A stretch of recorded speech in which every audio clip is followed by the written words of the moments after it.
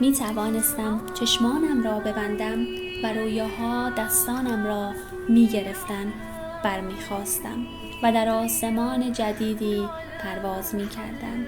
آنگاه درد خود را فراموش می کردم.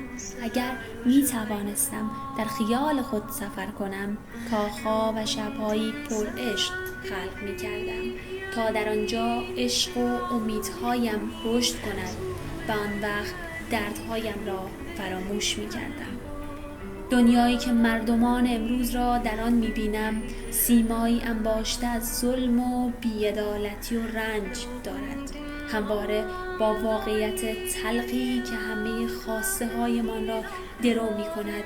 دنیایی که با دیوار استبداد همه خیالات و رویایمان را خرد می کند و سیاهی و خودخواهی را در قلبمان می نشاند.